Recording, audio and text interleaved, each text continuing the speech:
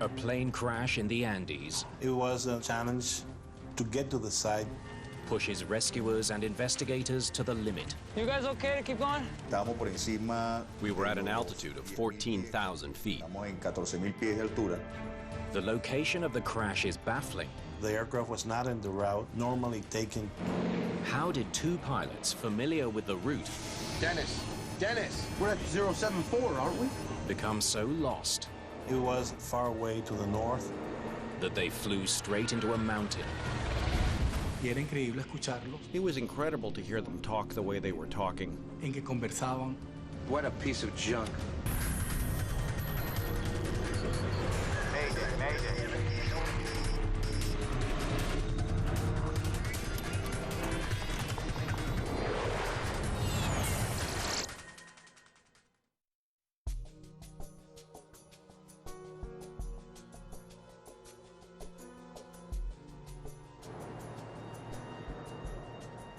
Mérida Airport, Venezuela. It's just before 5 p.m. when the crew of Santa Barbara Airlines Flight 518 arrives for their last flight of the day. Hello, sir. Welcome aboard.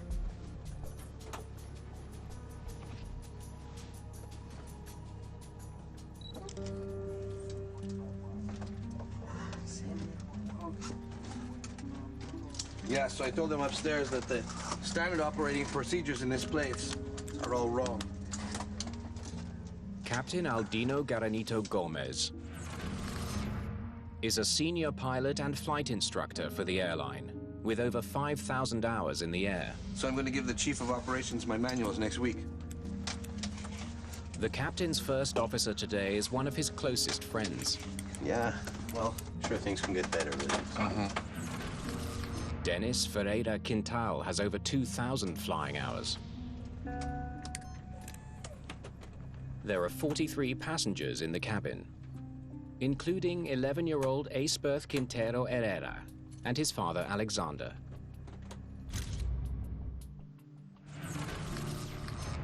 Alexander, en ese momento, era Alexander was the mayor of Mucachias, a town in the state of Mérida. He was going to a meeting of his political party because he was running for governor of the state. partido político, ya que él estaba siendo precandidato para la gobernación del estado. Today, they'll be flying an ATR-42 twin-turboprop. The aircraft is popular with regional airlines. Carlos Hopkins is a Venezuelan pilot who knows the plane well. Es un excelente avión. It's an excellent airplane. What we say in Venezuela is that they're like a battle horse. They're very dependable airplanes. Son aviones muy confiables. The flight prepares to depart. For your information, an Avior D-190 checked in 2 minutes ago directly over Lagunilla Station. The tower warns Captain Garanito Gomez that another plane is coming in to land from the west. Roger, Avior via Lagunitas. Startup clearance received and doors closing. The single runway at Mérida Airport can only handle one plane at a time. If Flight 518 doesn't get off the ground soon, it will have to postpone takeoff until after the other plane has landed. Roger. Clear for takeoff. Okay, we're ready to go. You can have control if you want. This afternoon, First Officer Ferreira Quintal is handling the flying.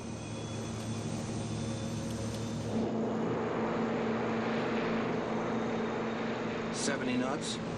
The captain monitors the instruments. V1. And rotate.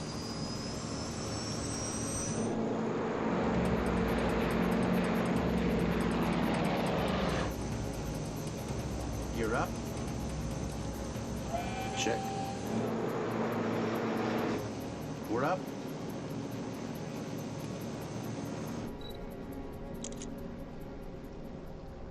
Mire este, lo voy a mandar a mamá. Flight 518 is bound for Venezuela's capital, Caracas. The airline operates this 90-minute flight 3 times daily. Navigating the mountainous terrain around Mérida demands a lot from pilots.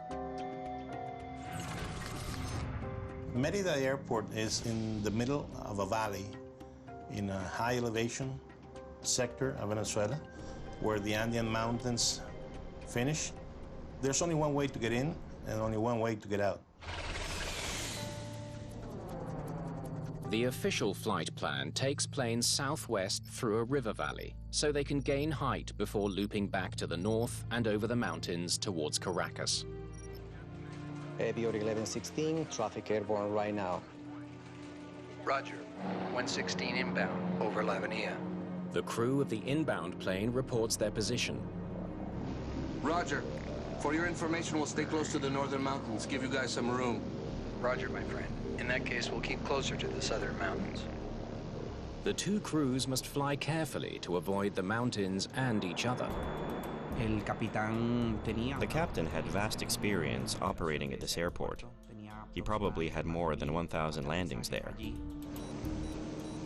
Climbing through 6,000 to 7,000 feet? Same crap as the other day. If you want, you can start to turn, Dennis. Turning now. Flight 518 turns left as it climbs out of the valley. Yeah. This way is better. Let's keep this heading, okay, Dennis?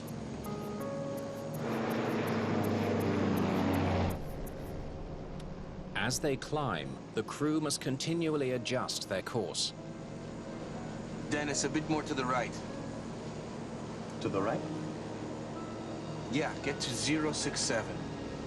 Then, 6 minutes into the flight, something begins to go wrong. An alarm is sounding a warning that the plane is dangerously close to the ground. The ground proximity warning system just gave our auto warning to the pilots, indicating that the terrain was coming in front of them in a very rapid way. Dennis! Dennis! We're at 074, aren't we? The captain takes control of the plane. Dennis, I have it. The passengers are unaware of the growing danger, while in the cockpit, confusion mounts. Altino! Hold on. Hold on, easy, Dennis, easy.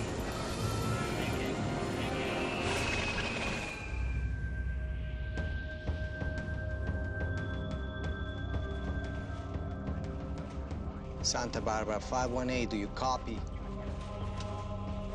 Santa Barbara 518, please respond. 15 minutes later, Flight 518 hasn't checked in as scheduled.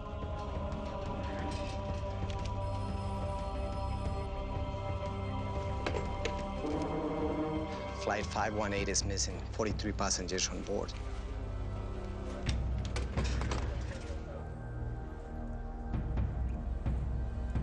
The news that a plane has gone missing spreads quickly in the small town.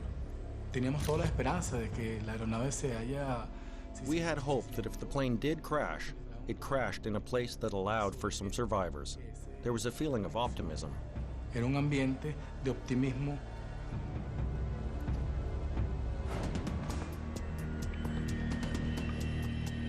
As daylight fades at Mérida Airport, a search and rescue team gets ready to launch.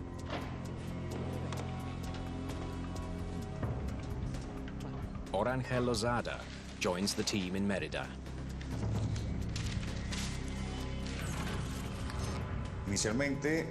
Initially, we got information about the aircraft. We also asked how many people were on board. From that moment, we started to prepare ourselves, both mentally and physically, for the rescue of possible survivors. When a flight goes missing, rescuers often use a plane's radar track to pinpoint its last position. But Mérida Airport has no radar. The rescuers don't know where to find Flight 518. Okay, we don't have a last known position, so the search radius here is going to be large, okay? With no other clues to go on, they begin searching by helicopter along Flight 518's planned route. But strangely, the plane is nowhere to be found. The search was done by helicopter. we discovered that the plane wasn't on the planned route. Due to the captain's excellent reputation as a pilot, rumors begin to spread that the missing plane may not have crashed at all.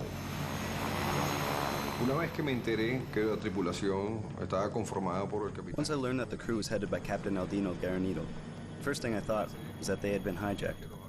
That airplane was really missing because the airplane was hijacked. Porque estaba el avión secuestrado. Then comes distressing news from high in the Andes. Mountain villagers have reported a plane crash 10 kilometers from Mérida. There's no word about any survivors. Until we arrive at the site, we cannot give up hope. If any passengers are still alive, they're now in a new fight for survival against the elements.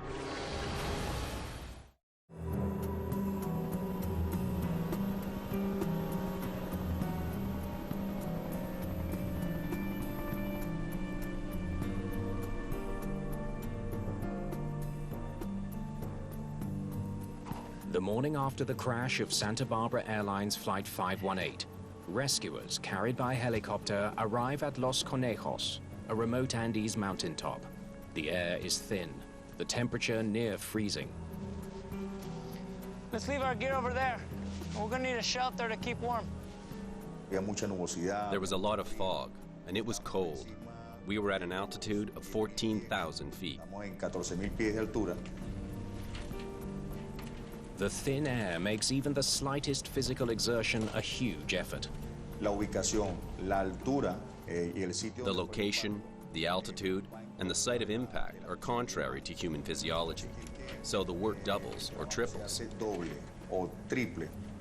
Hope of finding survivors in the wreckage fades quickly. The crash has killed all 46 people on board. These are images that are imprinted on your memory for life. But in this kind of work, you have to know how to get through it and move on.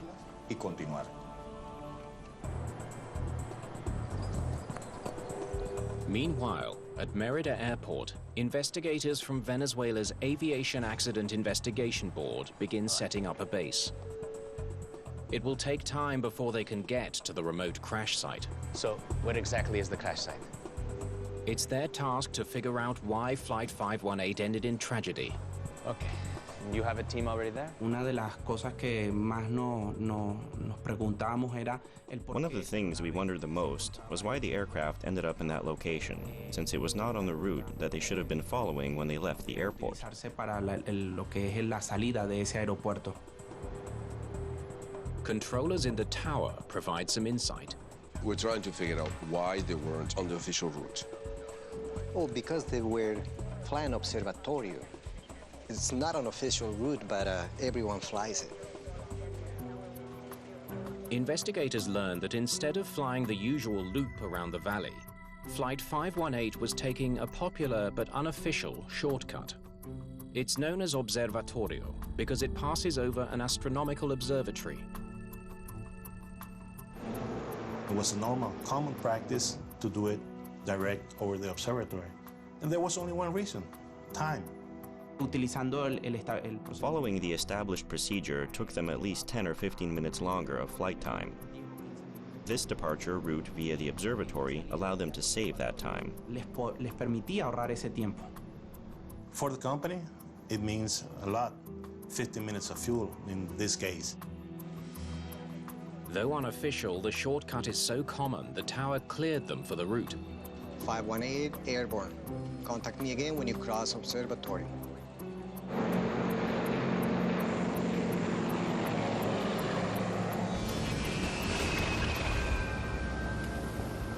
This way is better. It's now clear why the plane was not found along the official route. It's not the route the crew was flying. Keep this heading, okay, Dennis? But the explanation raises a new question. Though the crash site isn't on the official route, it's not along the Observatorio flight path either. What are they doing over there? The aircraft was not in the route normally taken to go over the observatory. It was far away to the north, so there was something that raised their concern and the initial step of the investigation. Only rescue workers have reached the top of Los Conejos. It's up to them to continue the difficult task of sorting through the debris. You guys okay to keep going?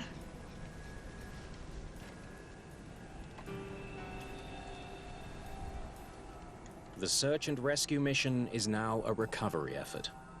But that doesn't change the brutal, high-altitude conditions.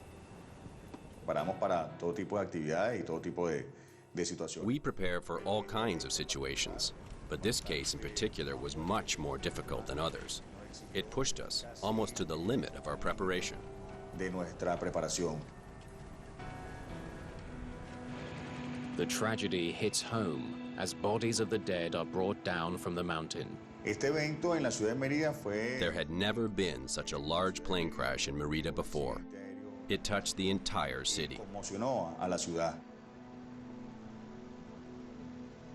It was also shocking because Aceberth was an 11-year-old boy, and that news was some of the hardest that we ever received as a family.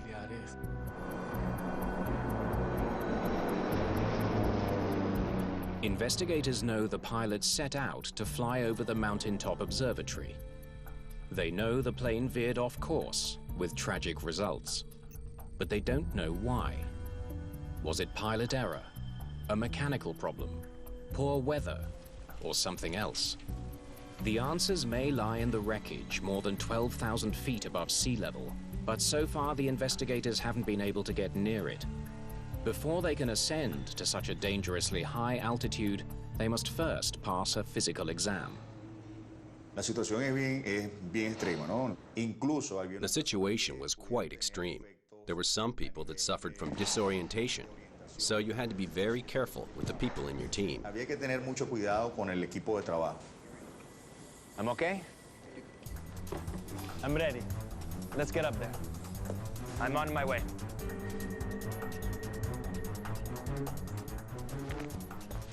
Finally, air crash investigators are able to join the rescuers at the crash site. Their first priority is to learn as much as they can from the wreckage. Left wing, 35.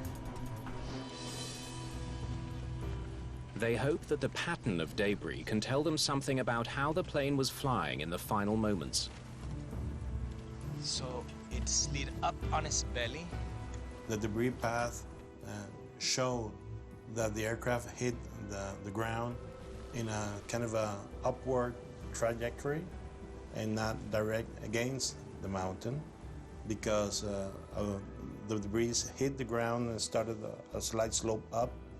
As a matter of fact, some parts of the aircraft and some bodies were found a little bit higher from the point of impact. That shows that the aircraft was climbing at the moment of impact. Dennis, I have it. Investigators conclude that the pilots of Flight 518 must have put their plane into a climb before they hit the mountain. Aldino! Hold on. Hold on, easy, Dennis, easy.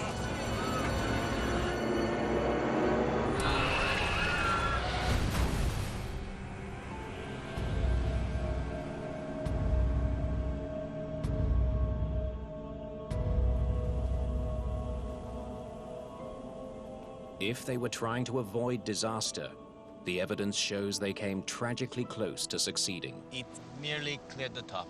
The difference between life and death was just a few hundred meters. The site of the crash where the aircraft hit the mountain, it was about 300 meters to the top of the mountain.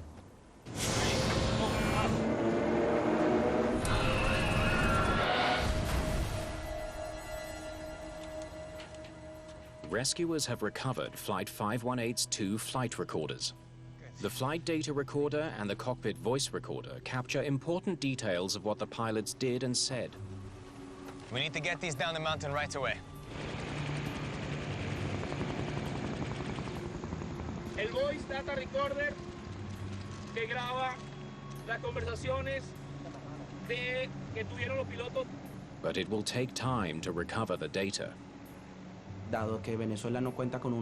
Since Venezuela doesn't have a laboratory for analyzing black boxes, we contacted the French government through the manufacturer of the aircraft, and they offered to give us support in analyzing both recorders. Darnos el apoyo para la análisis de ambas grabadoras.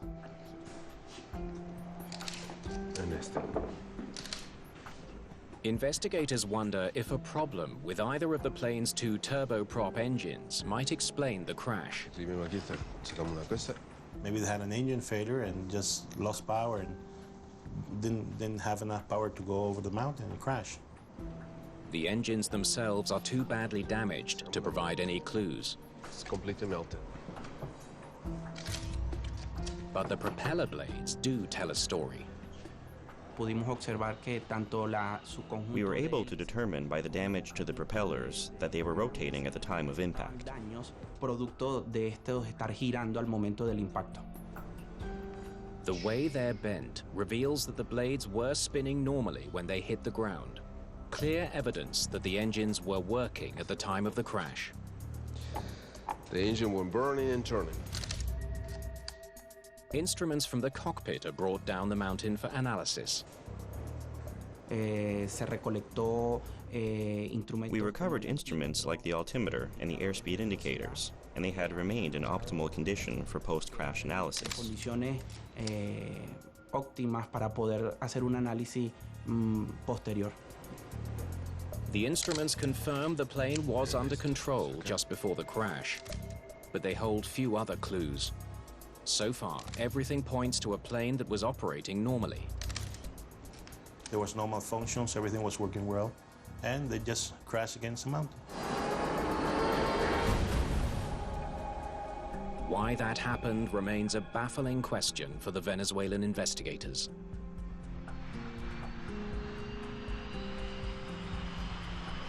The search for answers takes them to Paris, to the French Accident Investigation Authority, the BEA. Their technicians download the data from the flight recorder. It reveals that the doomed plane hit the mountain just 6 minutes and 47 seconds after takeoff. If a mechanical failure was to blame, the FDR should have a record of it. What is this? But investigators face a huge problem. Some of the key parameters they need to analyze are missing. The data we obtained from the aircraft's flight recorder was good. However, certain parameters were missing. What's missing is navigational information, what direction the plane flew and when. The information on the aircraft's position and course wasn't being sent to the flight data recorder. The missing data is a major setback, one that puts even more pressure on investigators to find the answers that families of the victims so desperately want to hear. When you find yourself a victim of an air disaster for the first time, you really feel angry and powerless. The accident could have been avoided. You want to know why it happened.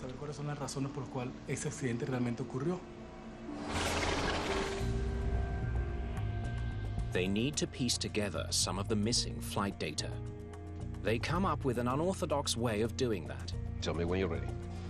Okay? They try to figure out the movements of the plane. Same crap as the other day. If you want, you can start to turn, Dennis. Turning now. Investigators are able to study every movement of the control column, the one thing that was properly recorded.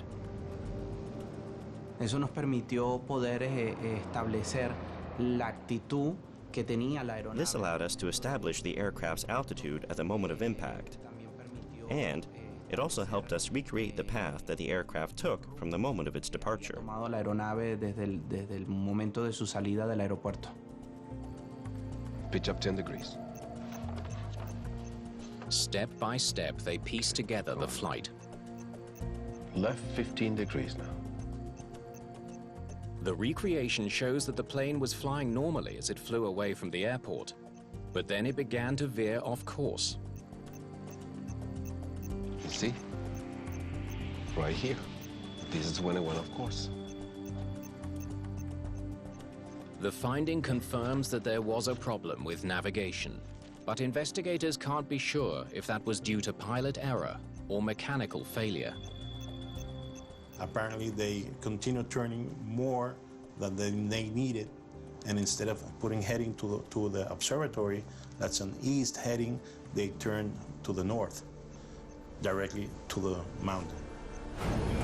Aldino! Hold on!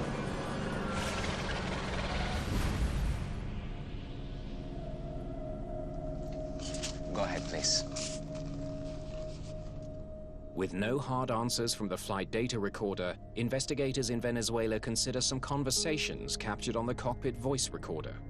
They focus in on the last moments of the short flight, hoping to hear something that might explain why the plane veered off course. Yeah, get to 067. The pilots discuss their compass heading.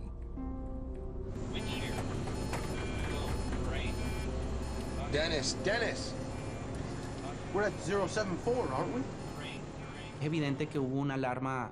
It was evident that there was a panic among the crew. The co-pilot started to worry about the position and heading that they were on at that moment. En ese momento. What investigators hear next provides a disturbing glimpse into the flight's final seconds. Damn, Aldino, we're at 318. The pilots couldn't agree where they were headed. They have no idea where they are. How could such a dangerous situation arise on a popular commercial flight? Aldino!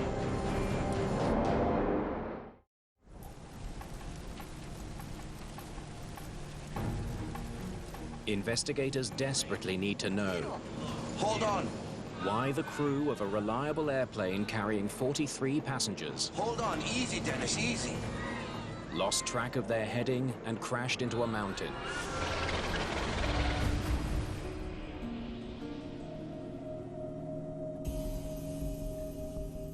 The cockpit voice recorder starts operating when the plane's battery is turned on.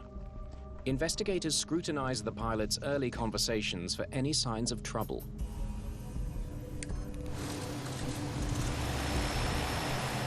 They're surprised to hear the pilot start the engines before asking the tower for permission. Mérida Tower, good afternoon. Santa Bárbara 518, requesting startup and clearance for our flight to Maquetía. One of the pilots was asking for authorizations for engine start. The other pilot was already starting the engines. But what they don't hear is truly surprising. For your information, an Avior B-190 checked in 2 minutes ago directly over Lagunilla Station. Roger, Avior via Lagunitas. Startup clearance received and doors closing. There's no sound of the pilots running through their pre-flight checks. They're skipping a lot of steps here. Getting a passenger plane off the ground requires dozens of small steps. Missing any one of those could be deadly. That's why pilots are trained to follow checklists. Esa lista de chequeo se revisan. On those checklists, you confirm that all parameters are within normal range to avoid failure during the flight. Para evitar cualquier falla durante el vuelo. Not only do you activate the engines, you activate the propellers, brakes, spoilers, los frenos, los spoilers. Various different systems must be verified when making the flight. Que chequear antes de emprender un vuelo. This would not be the first time that failing to complete a checklist ended in tragedy. In 1987, Northwest Airlines Flight 255 crashed in Detroit after the crew failed to configure the plane properly for takeoff. The pilots missed a single crucial step on their pre-takeoff checklist. More than 10 years later, American Airlines Flight 1420 careened off the runway while trying to land in Little Rock, Arkansas. Investigators later found that the crew didn't complete a checklist that would have reminded them to arm their brakes and spoilers. Las listas de chequeo. Pre-flight checklists can be completed without a problem in 5 minutes. Sin ningún problema en 5 minutos. Repítela. Do your checklist. Not to is to play Russian roulette. Está jugando a la ruleta rusa. Roger, Avior via Lagunitas. Startup clearance received and doors closing. The Santa Barbara crew is clearly rushing through their takeoff procedure. Then, as the pilots are taxiing to the runway... These gyros are messed up again.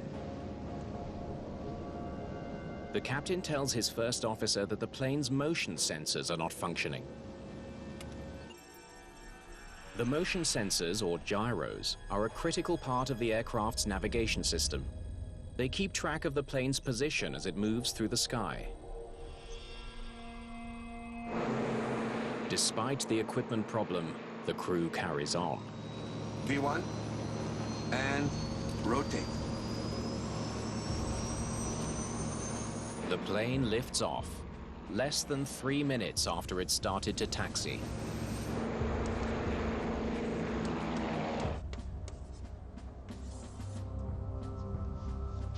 Now that's fast. Venezuelan investigators wonder if missing a step in one of the checklists could have affected the plane's navigation system.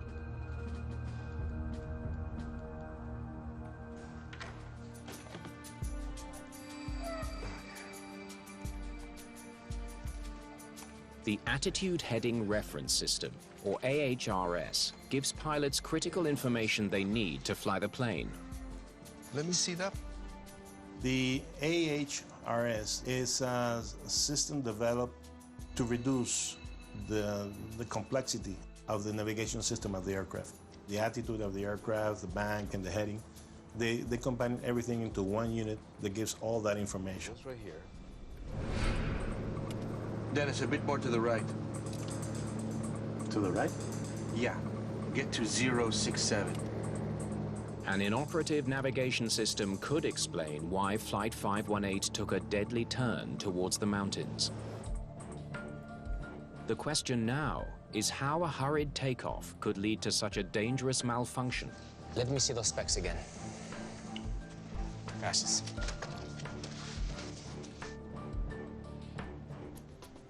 To find out, investigators travel to Santa Barbara Airlines headquarters in Caracas.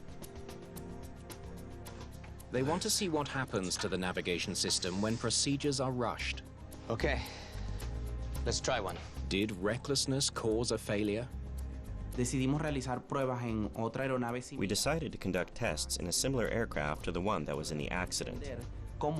We wanted to understand how the AHR system was working when the crew took off from Mérida Airport. First, investigators try starting the plane using all the correct procedures. Battery. On. They run all the checklists. Flaps lever. Check. EFAS. Check. They time how long it takes for the navigation system to come to life. 3 minutes. The system needs an initialization process. And the process begins when you turn the battery switch on. You have to wait around 3 minutes to synchronize and stabilize the gyros and everything. And the aircraft must be still without any kind of movement. Okay. Now let's try it that way. Investigators also recreate the procedure used on the day of the crash. Battery. Due to their hurry, they started engines and immediately started taxiing to the runway in use. And doing that, they forgot to check their flight instruments. They started moving now. The test confirms that Flight 518's hurried takeoff left the navigation system offline. Less than 30 seconds. That's all they had to wait.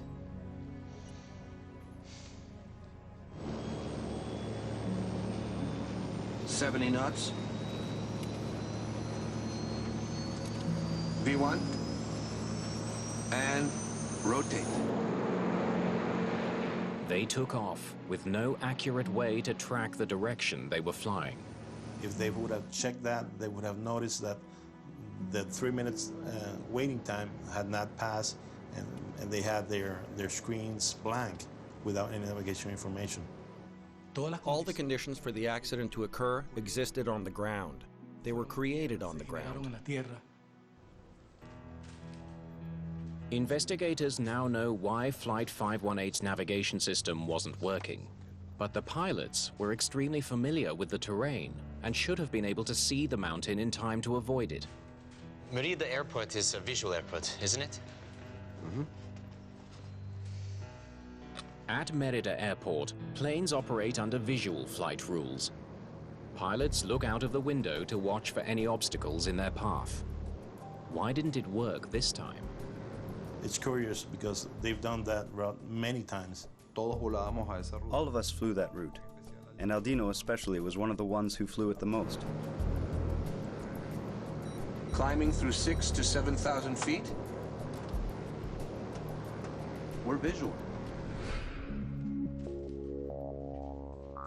Investigators study weather records from the day of the crash. They learn there were thick clouds in the plane's path when it reached 10,000 feet. Definitely not clear sailing up there. Okay. All right. Now, they would have entered the clouds when they got to 10,000 feet. So that would be around here. It's exactly the point where Flight 518 began to veer off course. But look at that.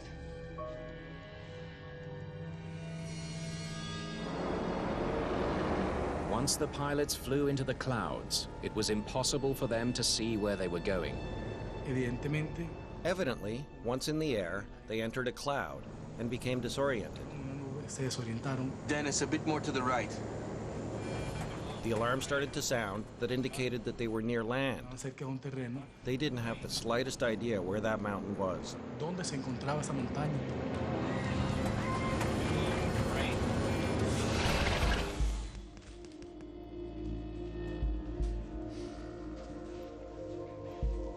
It was the final straw. You start to think, why did this experienced pilot in a place where he goes more often than the majority of the pilots got into this situation? These gyros are messed up again. The CVR points to the reason for the pilot's blunder. Oh, crap, Aldino. Yeah, we can't see anything. We'll have to reset it during flight. What a piece of junk. We'll go visual. They believe they can reset their instrument during the flight. We'll take off in the dark. Their conversation reveals they'd done it before. Same thing happened last time when we had to take off like this. But this time, their luck didn't hold. It's practically impossible to maintain a flight straight and level enough for the gyroscopes to synchronize in the air. A tiny sound on the CVR also suggests that the pilots had an unconventional strategy for navigating while they waited for the system to reboot. What was that sound? Can I hear it again?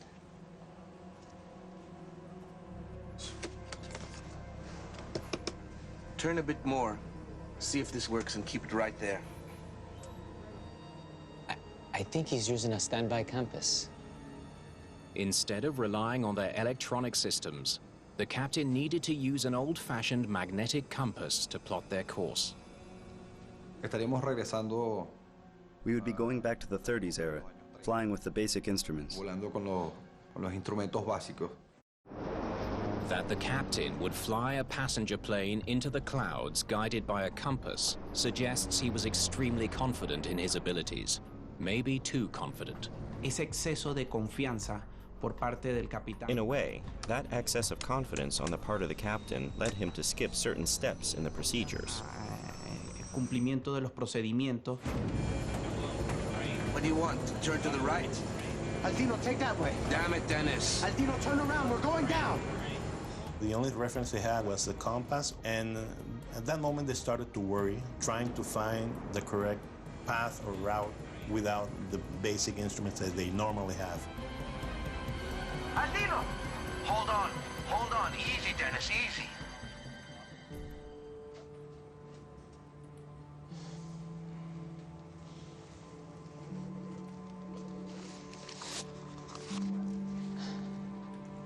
They were flying blind. It is now clear that a dangerous combination of failed instruments and poor decisions caused the crash of Flight 518. The only remaining question: what pushed the pilots to take such great risks?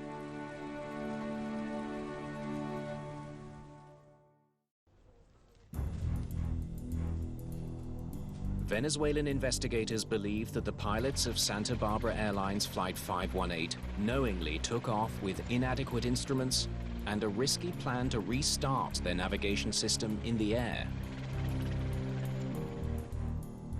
I need to know what these guys were thinking. To learn why they did that, they pieced together the pilots' last hours before the flight. Do you remember what time they were here? You know, the problem with this company is that they don't listen to their employees. When the pilots arrived to Mérida, they decided to go to the terminal. They learned the pilots left the plane in between flights to relax over coffee in the terminal. The good friends got talking and lost track of the time.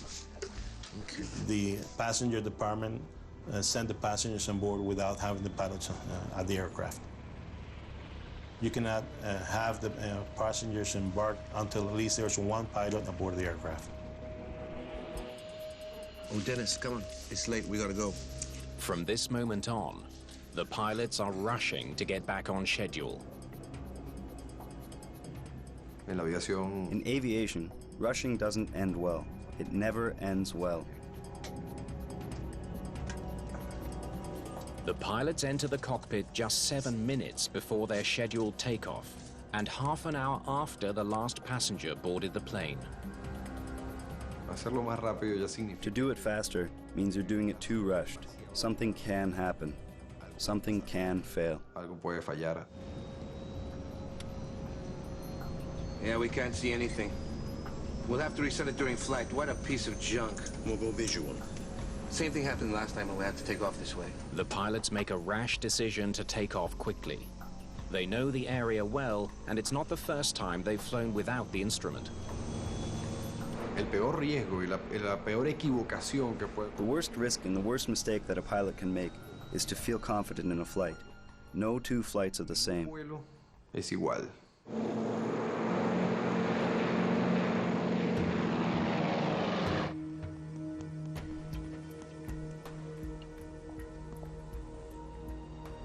All they needed was a little more time. The pilots of Flight 518 only had to wait another 28 seconds before moving, and their navigation system would have worked perfectly. Dennis! We're at 074, aren't we? Instead, they hoped to troubleshoot the problem in the air, while they navigated without that vital piece of equipment. Damn, Martino, we're at 318!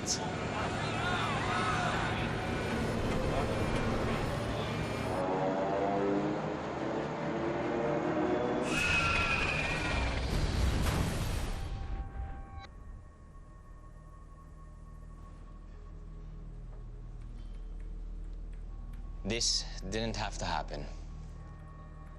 Soon after the crash of Flight 518, Venezuelan authorities decide Mérida Airport is just too dangerous.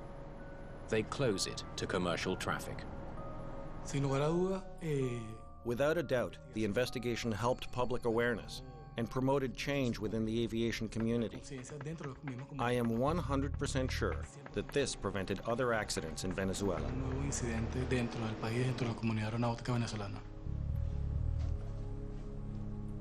The lesson from this crash is clear. Rushing puts passengers at risk.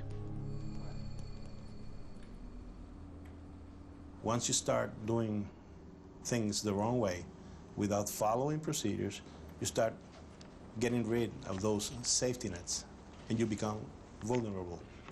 So that's the rules of the game. Follow the procedures.